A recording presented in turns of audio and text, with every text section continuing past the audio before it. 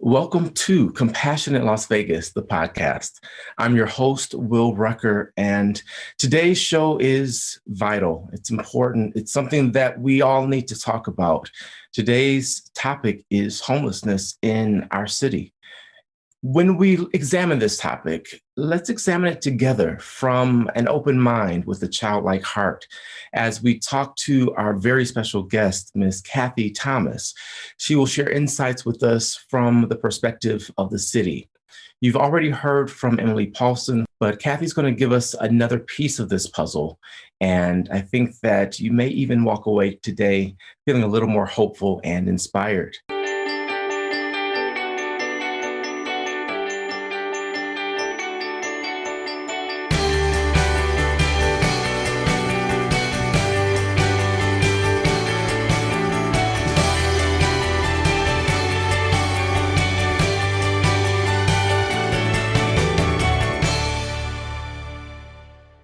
Let's welcome Kathi Thomas to the podcast.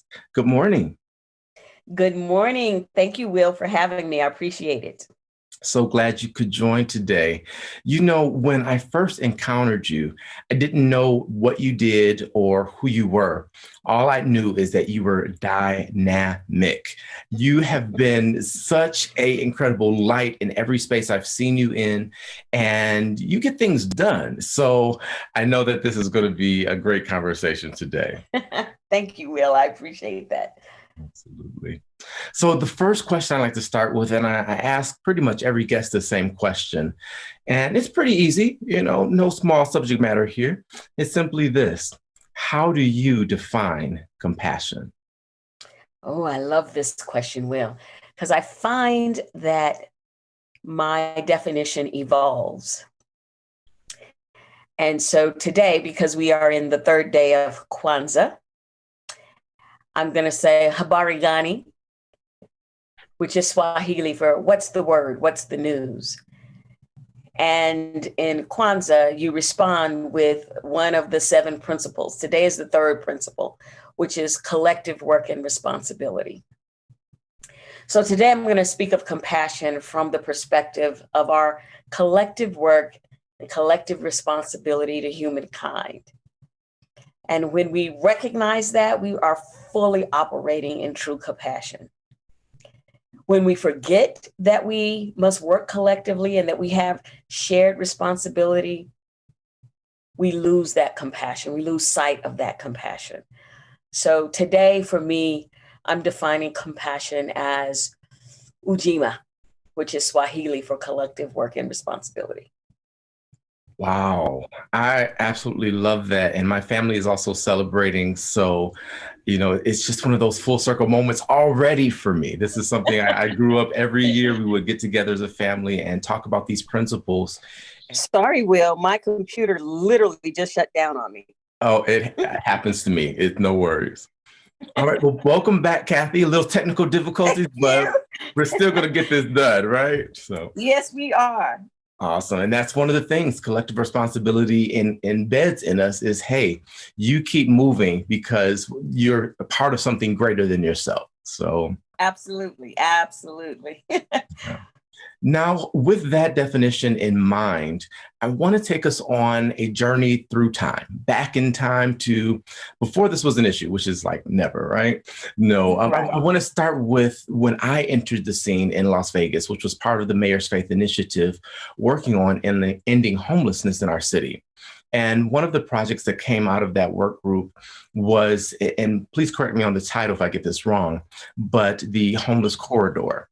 And that is an area where services are targeted and available.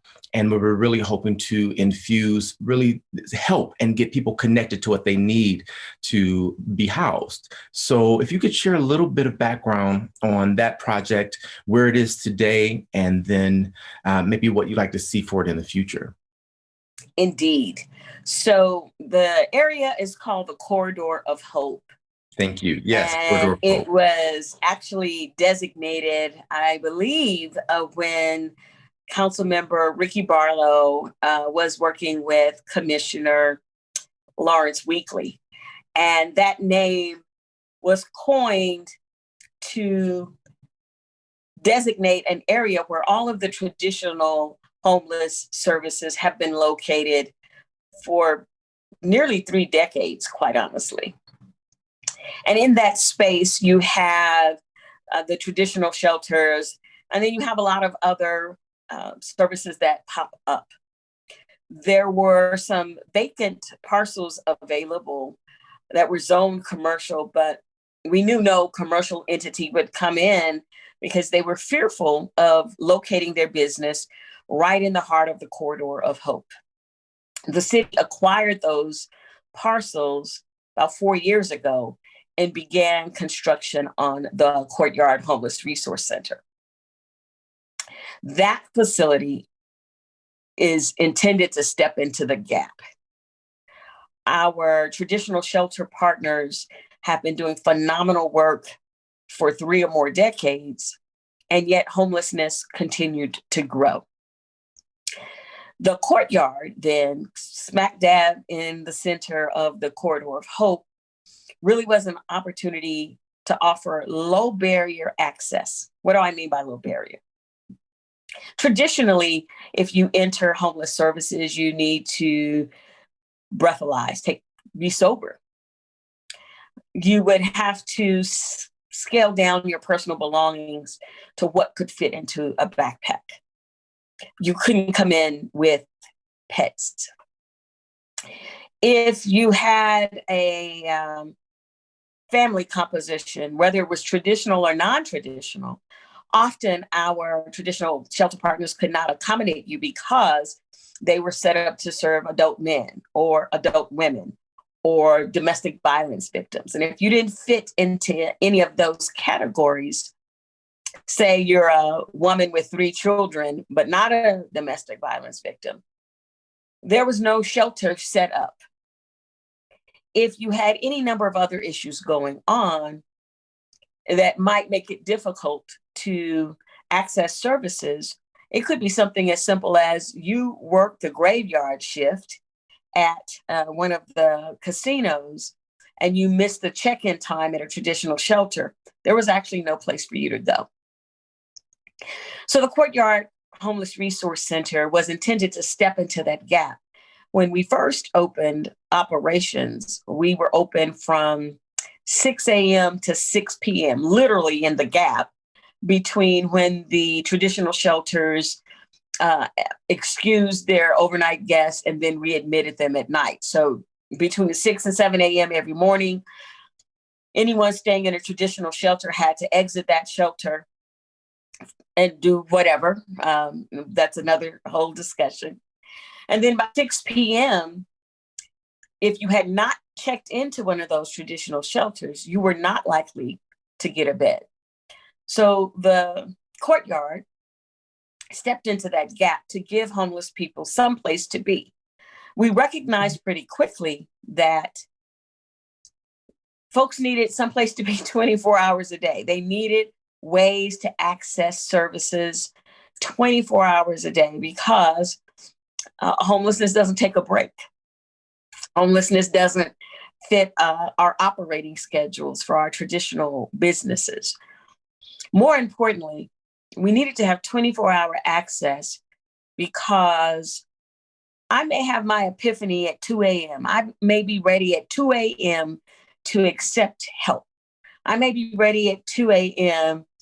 to take a different path, make a different set of decisions, or I may be just fleeing for my life at 2 a.m. Where do I go?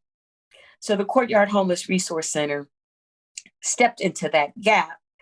And the intention all along has been for the entire corridor of hope to function as a large campus so that the needs across the spectrum could be addressed for people experiencing homelessness. So the Courtyard doesn't exist in a vacuum. It doesn't exist independently of the traditional services. It doesn't exist instead of or contravening to those services. It exists as part of a larger continuum of interventions so that we can meet people experiencing homelessness right where they are. Yeah.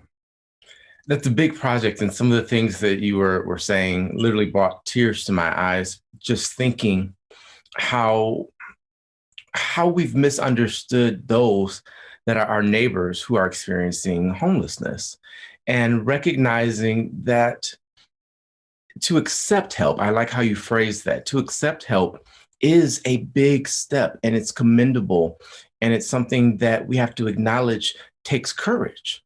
And, I don't think that until that moment, I really even viewed it from that frame as much as I've been involved in this work, to accept that help is a big step. So thank you for sharing that. I want to ask about your specific role within the city. What do you do and how does that intersect with this project? Well, my job title is Director for the Office of Community Services, which doesn't tell people a whole lot. We do everything. We are, I guess, divided into what I call four major pillars. One of those pillars is homelessness initiatives.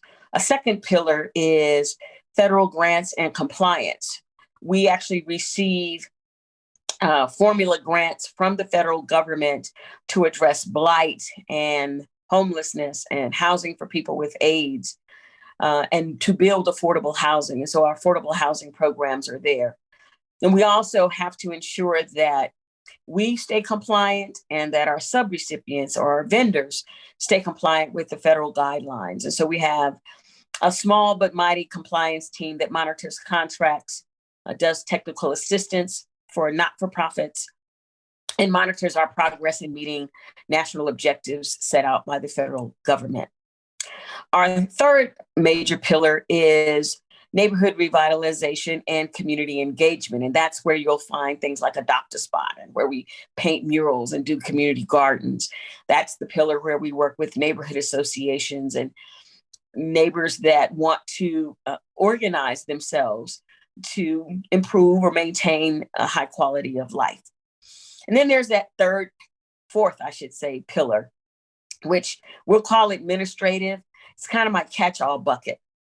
For example, the city's initiative around diversity, equity, and inclusion rests in my department, and it's part of that fourth pillar because we're looking at both policy and practice as it relates to diversity and equity and inclusion.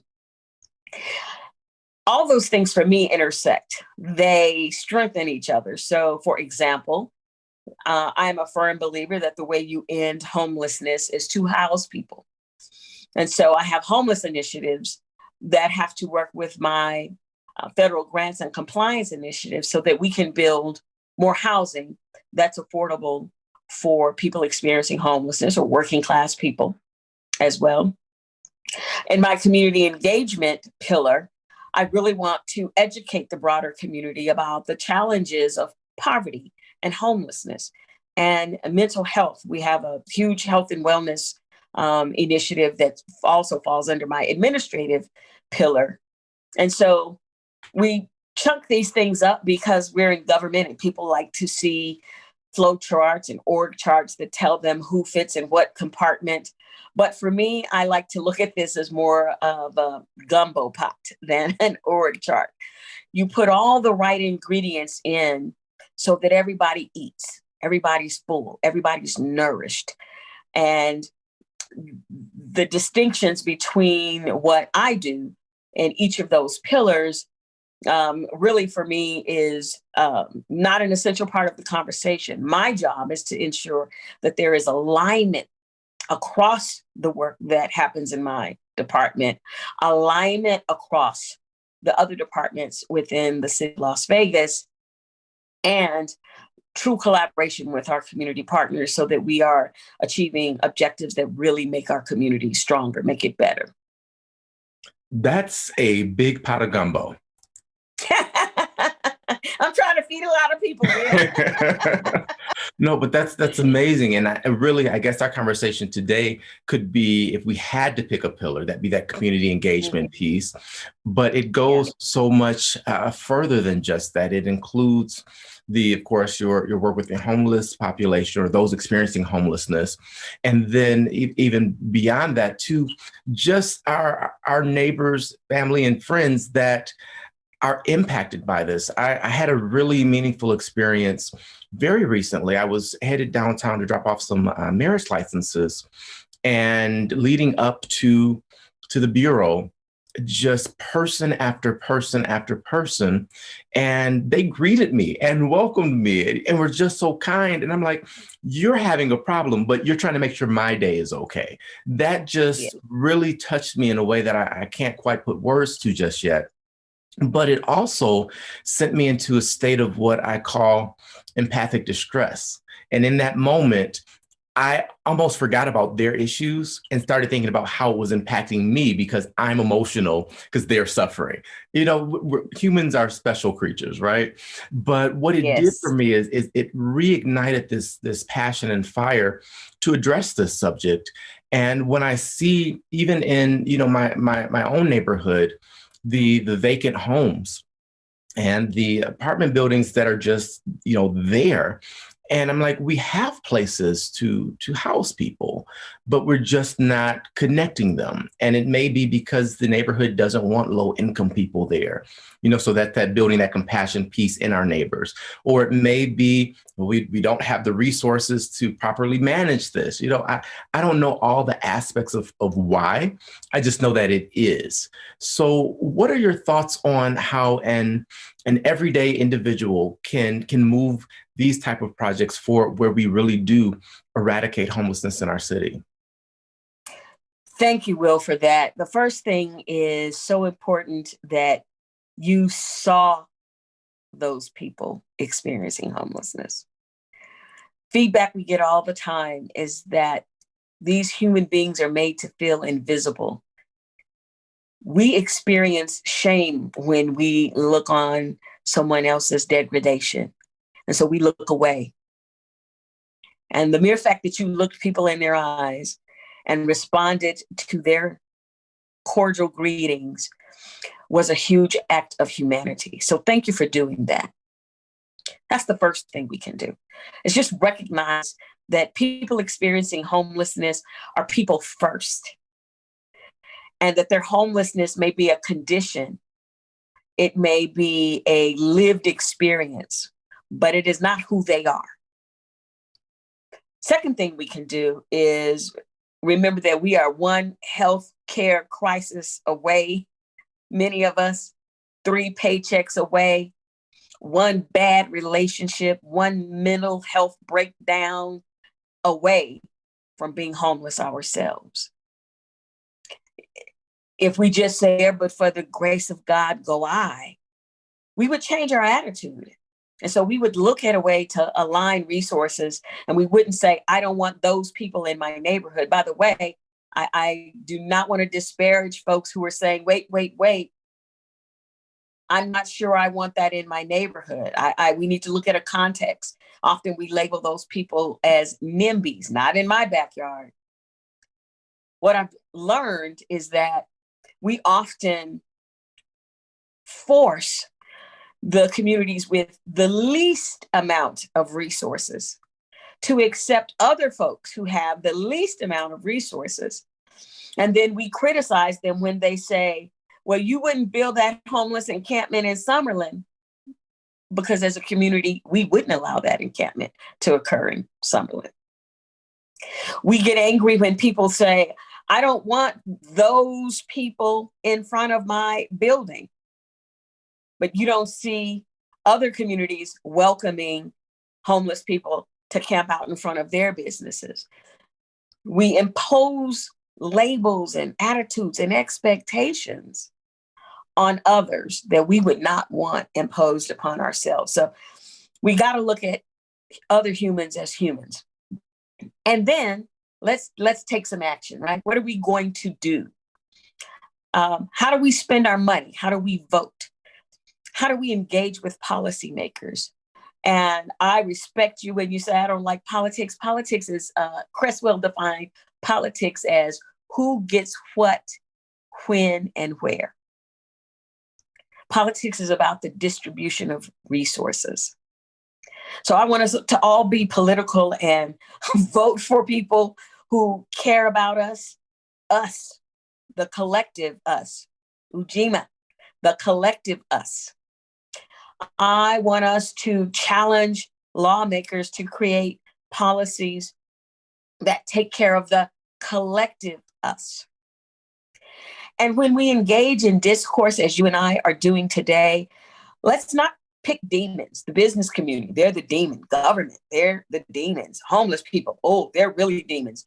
There's the deserving poor and the undeserving poor. And the homeless tend to get labeled as the undeserving poor, as if they did something to choose that state that they're experiencing. We have to have a different conversation.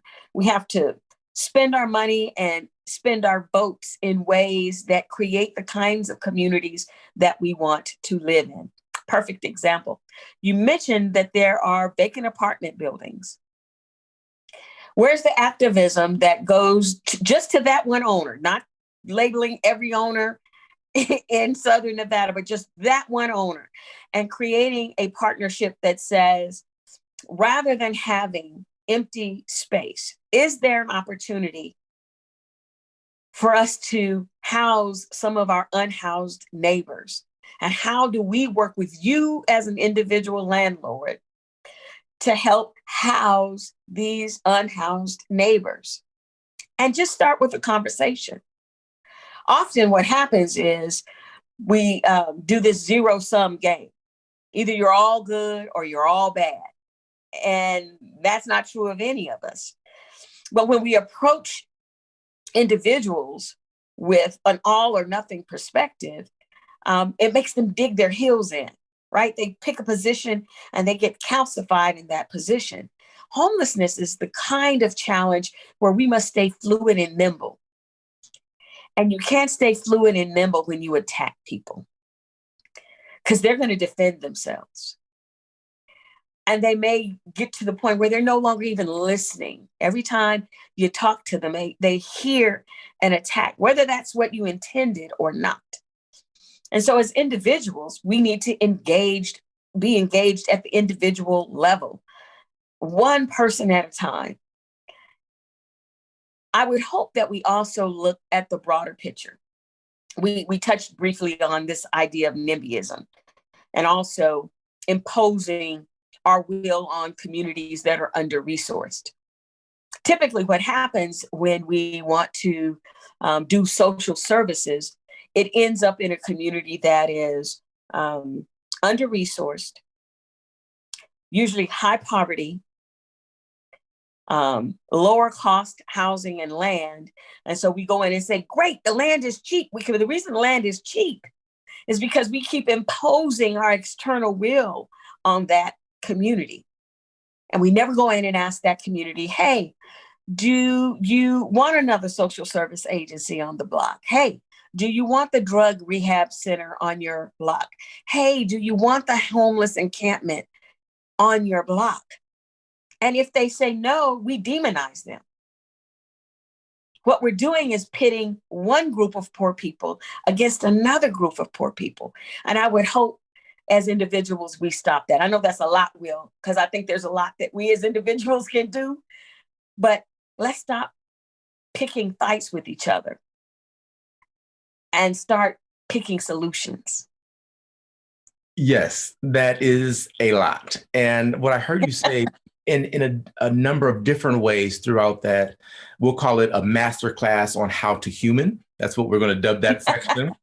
But what I heard you say multiple times really is we have to see people, and we have to see the business owners as people who own businesses, just like we have to see the homeless as people experiencing homelessness. It really all comes down to our common humanity and recognizing, as you said earlier, that this could be me, whether it's the person experiencing homelessness or owning the business. or in your case, working for the city, because I want to make sure our audience didn't miss that segment where you are employed by the city to do this. So it's something that's happening that our government is aware of. And so that's the big picture for me personally, is let's get back to seeing each other. And I like that you said picking solutions instead of picking a fight. Like that's the way to go about it. What can we do? Let's take it from what we're not doing to what is it that we can do. So thank you for all of that. Now I'd like to transition to a tougher conversation, which I think we can build from this platform of let's remember these are people. But the city imposed an ordinance that was deemed as criminalizing the homeless experience. And I got calls from my friends and family across the country. What's going on in your city? Why are y'all doing that? And the question I asked, I said, when you come to Vegas on vacation, do you want your good time to be interrupted by real life? And it kind of stopped them in their tracks for a moment. Then, of course, that yeah, but pops out, but it still caused them to pause and think. And I said, I honestly don't know the details. I just know who I know. And I know that we have good people doing good work in our cities. So there's more to it than the news soundbite you got. Can you help us to understand that entire ordeal from what the intention was to what the execution is and all those pieces in the middle? Absolutely. And I appreciate you for acknowledging that there's a whole story to be told. So the first thing I always challenge people to do is actually read the ordinance. So many people got really up in arms, literally showed up at City Hall with placards who hadn't read the ordinance. What the ordinance does is takes several offenses that happen in the urban core and codified them into one ordinance. So blocking the sidewalk, for example, having debris on the sidewalk. All those already exist and have forever. In fact, there's a state law, right? So it's not just in the city of Las Vegas. So I took 4 or 5 things that someone could receive a citation for and codified them into a single ordinance. So instead of getting 4 or 5 citations, you get 1. It is specific to the urban core. It is not a citywide ordinance. It is specific to the downtown, the medical district, and parts of the historic west side of Las Vegas. Why? Because that's where the businesses are. And there has been some criticism that this ordinance favors the business class over homeless people.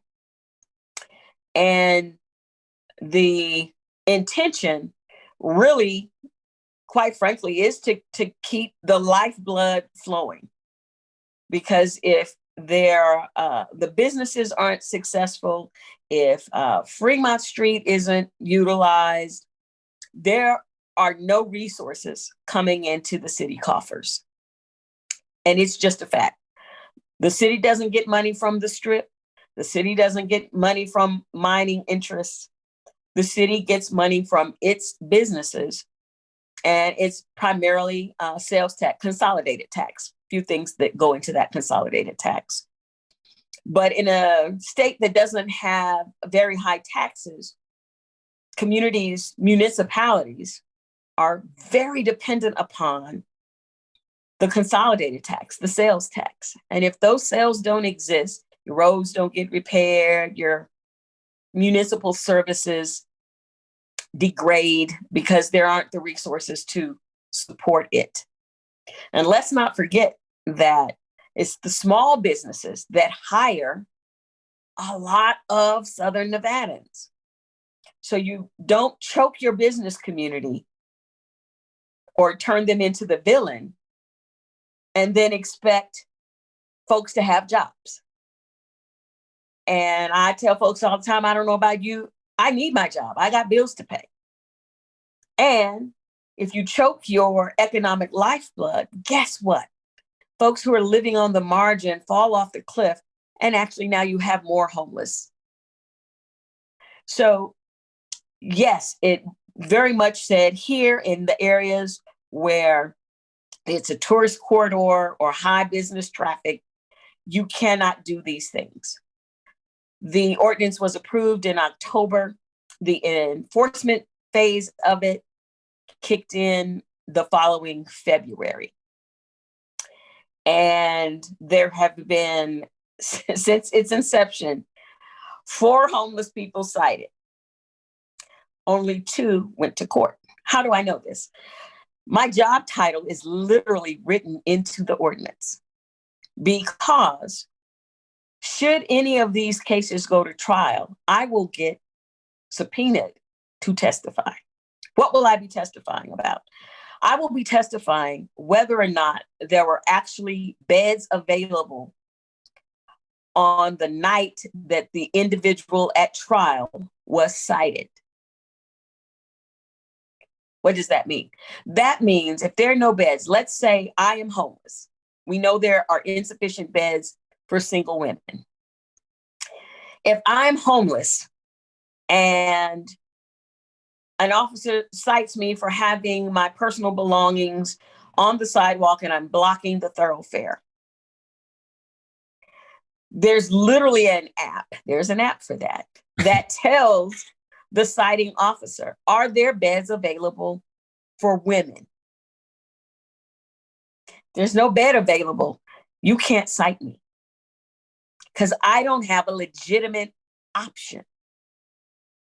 Now, if there are beds available, that officer must call the More Outreach team to transport me and my belongings to wherever that viable option exists for my particular situation. If I refuse to go, then and only then can I be cited. So I think that whole conversation got missed, that folks aren't being cited when there's no place for them to be but the sidewalk. I think that whole conversation got missed, that there is case management and outreach that has to come before a citation is issued. In other words, you have to legitimately try to help me. If I'm homeless and on the street, you have to legitimately try to connect me to services, and I have to refuse before I can be cited. So in 2 years, 4 citations, only 2 have made it to the court. None of them have made it to trial because I haven't been summoned to say yay or nay were there beds available. And so we track all of the traditional beds as well as the courtyard beds in a system. And it's clear, if they're beds for men or women or families with children, which we have very few of, by the way, or if there's space at the courtyard, because the courtyard won't turn anyone away. And so that's sort of where we are in terms of the enforcement piece of it. Nothing's gone to trial. No one's gone to jail. Of the 4 people cited, only 2, literally a judge threw the other 2 out and said that was not legitimate. And only 2 really met the criteria under the ordinance for those 2 individuals to actually get a court date. Coming up in part 2 with Kathi Thomas. We need to move upstream and look at things like mental health and substance use. We need to move upstream and talk about living wages. We need to move upstream and talk about access to primary health care.